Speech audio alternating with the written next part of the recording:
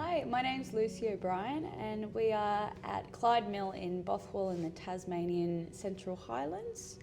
I am the distillery manager here, which is a bit of an umbrella term for production head, marketing head, operations manager, admin.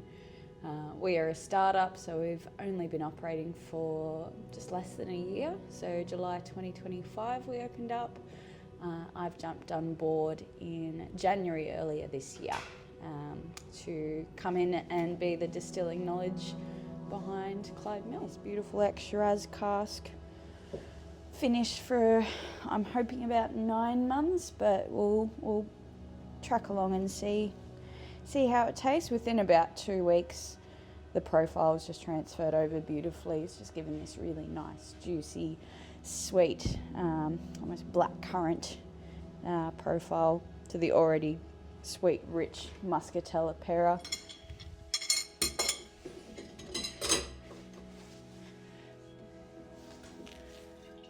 It's always good to hear that sound. You hear the pressure releasing out of the barrel.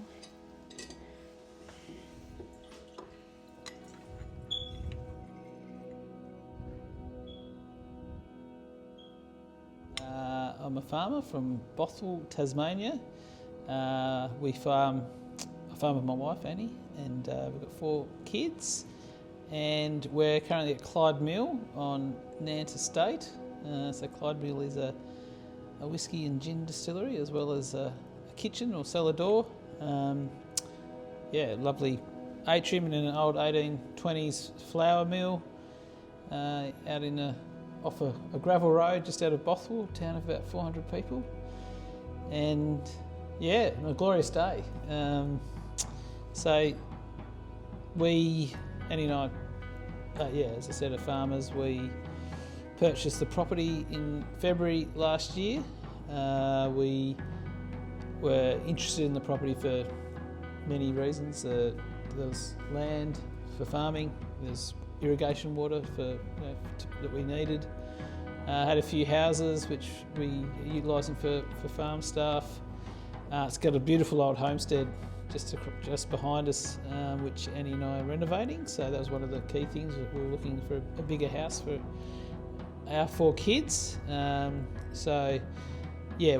grew up on Ratho farm, where that is the sort of the hub of our current farm. And my brother now has got a tourism development there, Australia's oldest golf course. So we didn't really have that old hub or centre of the farm. So to get to see Nant come up and have all those attributes was really appealing to us. But then also had this distillery, which we've always loved ever since it first opened. It's just a great spot to come. It's sunny. It's well designed. It's a lovely outlook.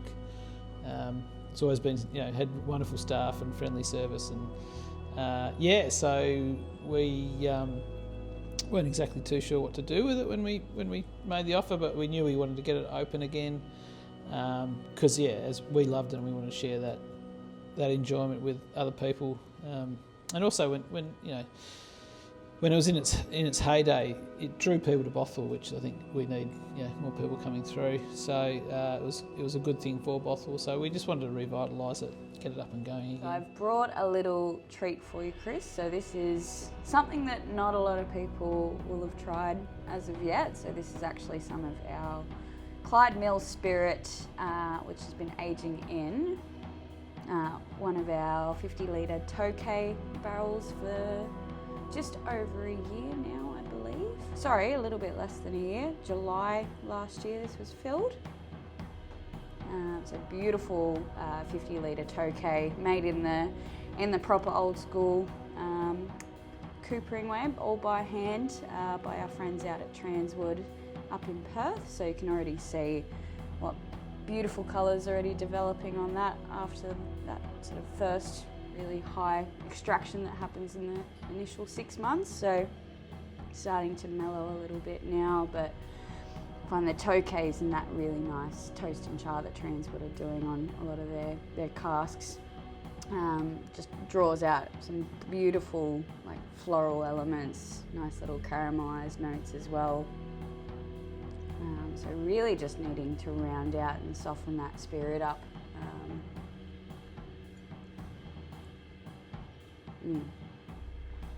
Yeah, youthful heat obviously there, because it's not even a year old, but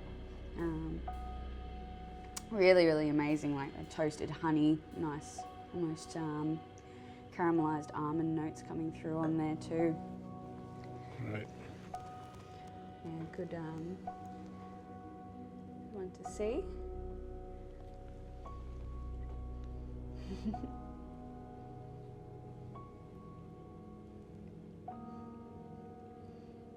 So that'd still be at about probably 62%. But considering the youth of it, It's young but savory. Yes, very much so. Young but savory. Yeah, good little bit of balance as well in there. And it's amazing to see the viscosity that's already come through, that texture that's been drawn out so far. So it gives some wonderful hope. The tokes, I think, are what really excites me, or some of the cask types that really excite me of what we've got laid down for our Clyde Mill whisky coming out. Amongst other things, surrounding like refining our house spirit style, and really once we get our own homegrown barley in and get it back from being malted, being able to develop, I suppose, and use a different kind of strain for our yeast to be able to complement that and just really show, I suppose, the uniqueness of our location and our terroir, if you will. But no, that's very exciting. It's looking very good, not even a year in. Oh, that's wonderful.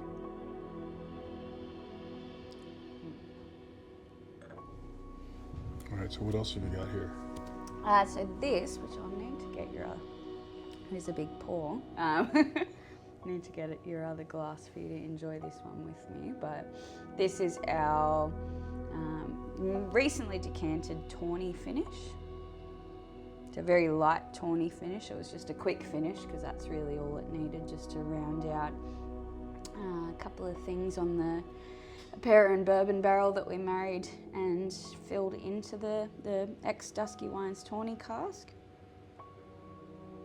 But it's just, yeah, I've only put it in there for a short finishing just because I really like that sweet, bright, just subtle freshness and brightness. A little bit of acidity as well. Just drawing out that old Dusky Wines tawny.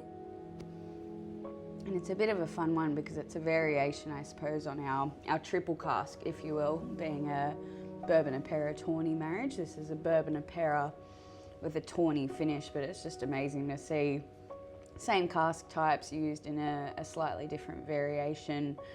One in which, obviously, being a finishing this time, it does some pretty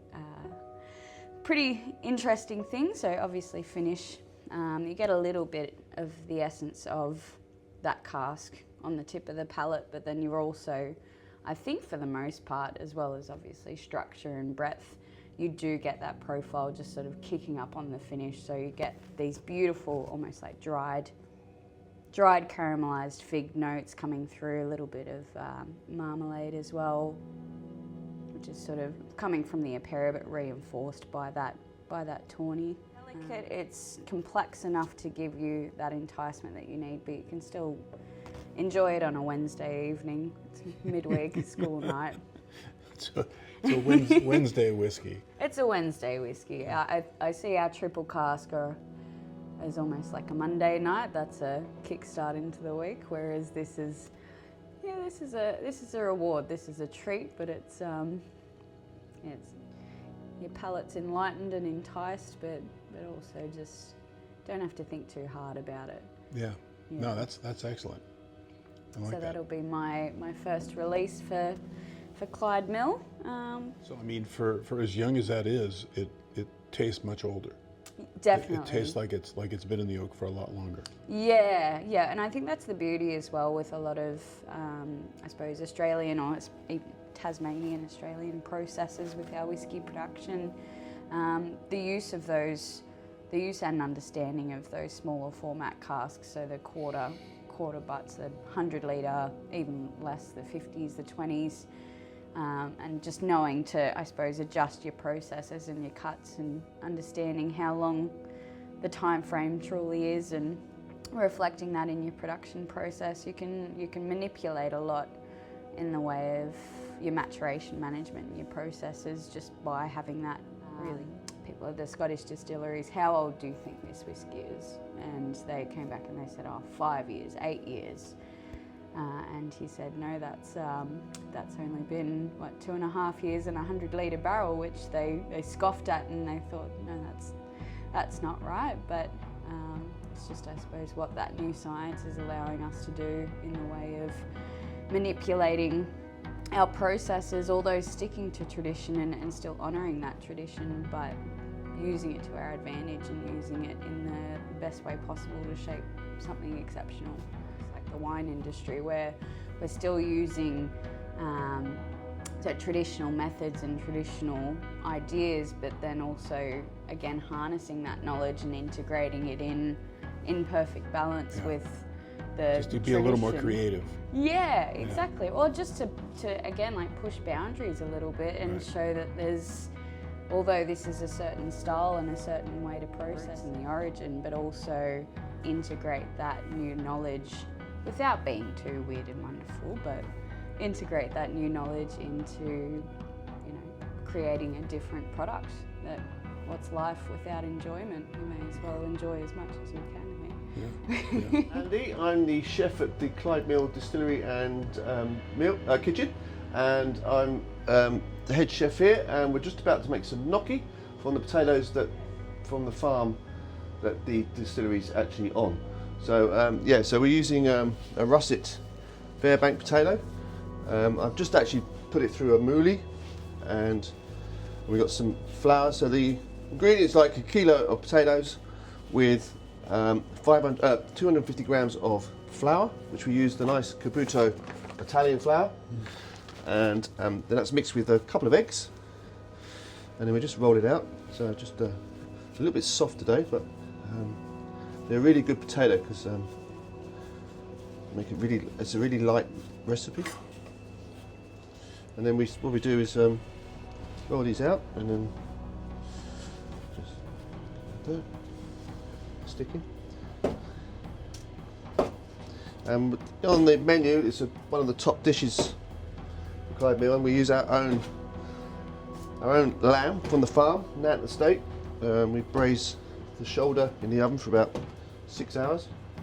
We make a nice ragu, and then we just blanch these in boiling water for about 2 minutes, which hopefully is going. Yeah, it's not quite going yet. I haven't got the water going yet. Use there. With silicone paper, it just slides, and we just slide it in.